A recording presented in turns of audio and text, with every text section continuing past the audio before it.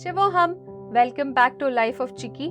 Yuti and Chicky are talking together today as part of the story of Yuti's diary. Here, Chicky is talking about someone named Rip Van Winkle. Who is this Rip Van Winkle? Asks Yuti. Chicky narrates the story of Rip Van Winkle. She tells, this story is about Rip Van Winkle, a good-natured but lazy man who goes away into the hills and falls asleep. When he awakens 20 years later, Rip finds that quite a few things have changed. Yuti looks interested now. What? He slept for 20 years? Who is this? Chicky continues. Many years ago, at the foothills of the Catskill Mountains was a little village. In the village lived a simple, good-natured fellow named Rip Van Winkle. He was a kind neighbor, ready to help anyone. Everyone in the village liked him. The children of the village shouted with joy whenever they saw him because he played with them. He taught them to fly kites and shoot marbles and told them long stories. The only problem with Rip was that he was very lazy. He did no work on his own farm and just idled away his time. His fences were falling to pieces.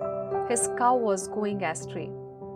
Weeds grew on his farm. Rip's constant companion was his dog named Wolf. To avoid work, he would walk away into the forest with his dog. One day, Rip just walked on and reached the highest part of the mountains. It was late in the afternoon when he reached there. Tired after his long climb, he lay down and began daydreaming. It was soon evening and he realized it would be night by the time he reached his village. Suddenly, he heard a voice calling out, "Rip Van Winkle! Rip Van Winkle!" He looked around and saw a short old man with thick hair and a grizzled beard walking towards him with a barrel. He made signs to help him carry the barrel. Rip hurried to help the stranger, who caught his hand tightly. Together, they reached a place where there were some more odd-looking men, playing ninepins. They were all dressed the same way, and all of them had beards of various shapes and colors. Even though they were playing a game, their faces were serious and there was silence. The only sound was the noise of the balls, which echoed in the mountains like thunder. As Rip and his companion reached them, they stopped playing and stared at Rip with a fixed gaze. Rip was really frightened. His companion emptied the contents of the barrel into glasses and made Rip drink it. Rip obeyed as he was trembling with fear. Since he was thirsty, he drank a few more glasses and slowly fell into a deep sleep. On waking up, he found that he was at the place where he had first met the old man. He rubbed his eyes. It was a bright, sunny morning. "Surely I have not slept here all night," thought Rip. He looked around for Wolf, but he was nowhere. Rip whistled for him. "Wolf! Wolf!" He then shouted. No dog was to be seen. "Where has this dog gone?" he muttered to himself. He began to descend the mountain to go back to his village.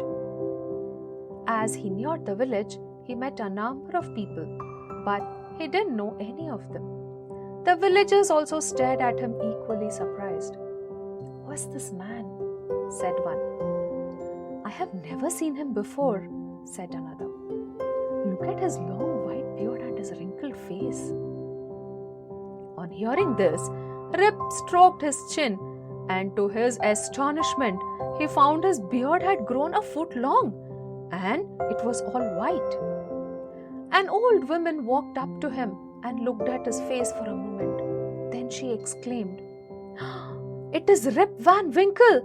Welcome home again, old neighbor! Where have you been all these 20 years long?"